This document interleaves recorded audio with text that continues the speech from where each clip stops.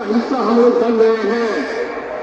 آپ کو معلوم ہے کہ کس طرح سے نریندر مودی نے 2014 کے بعد سرکار میں آنے کے بعد مسلمانوں پر حملہ کیا.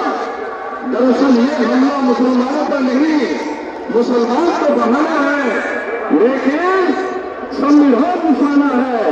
وہ سنویدھان کو ختم کرنا چاہتا ہے.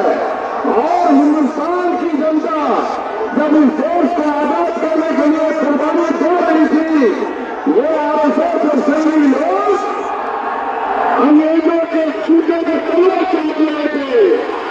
اس لیے ہم نے ساری وراثت، ساری شہادت دی ہے.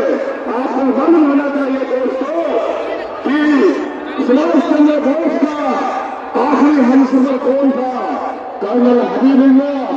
وہ دلی چلو کا نعرہ کس نے دیا؟ عابد حسن، مہاتما گاندھی کے ساتھی یوسف علی نے نعرہ دیا. بھارت چھوڑو، اور حضرت محمد نے نعرہ دیا انقلاب زندہ باد. آج اس نعرے کو یاد کر کے بھگت سنگھ نے نعرہ دیا، ان نعروں کو یاد کر کے ہمیں ایک بار پھر اپنی آزادی کی حفاظت کی لڑائی کے لیے عہد کرنا ہوگا اور دوسری قربانی دینے کے لیے ہمیں تیار ہونی ہوگی. اور اس کا عہد کرتے ہمارے دادی مہاتما مانے بہت پہلے ہی سمرپت کی تھی.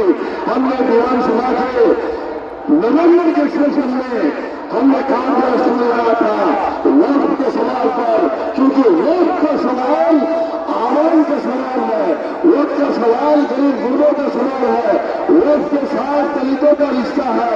اور ہمارا جو عیدگاہ ہے، ہمارا جو مدرسہ ہے، ہمارا جو مسجد ہے، ہمارا جو شکشا کا سنستان ہے، ہمارا جو امام باڑہ ہے، اور تمام جو ایسی چیزیں جن کے لیے ہم نے ہمارے بزرگوں نے ووٹ کیا ہے، ان دی نیم آف گاڈ، اللہ کے نام سے یہ زمین نہ سود ہو سکتی ہے، یہ زمین نہ خرید فروخت کی جا سکتی ہے. اور اس زمین پر پارلیمنٹ کا کوئی قانون نہیں بن سکتا ہے. اس لیے پارلیمنٹ نے جو ظلم ستم کیا ہے اس کے خلاف آواز بلند کرنے کے لیے آپ تمام لوگ یہاں شامل ہیں. اور ہم نے لمبے سمے سے کوشش کر رہے ہیں اسے احتجاج کو مضبوط کرنے کے لیے. جب تک وہ کالا قانون واپس نہیں ہوگا تب تک یہ لڑائی جاری رہے گی. انقلاب زندہ باد، ووٹ کالا قانون واپس لو، واپس لو، واپس لو. تمام جو ایسی چیزیں جن کے لیے ہم نے ہمارے بزرگوں نے ووٹ کیا ہے، ان دی نیم آف گاڈ، اللہ کے نام سے یہ زمین نہ سود ہو سکتی ہے، یہ زمین نہ خرید فروخت کی جا سکتی ہے.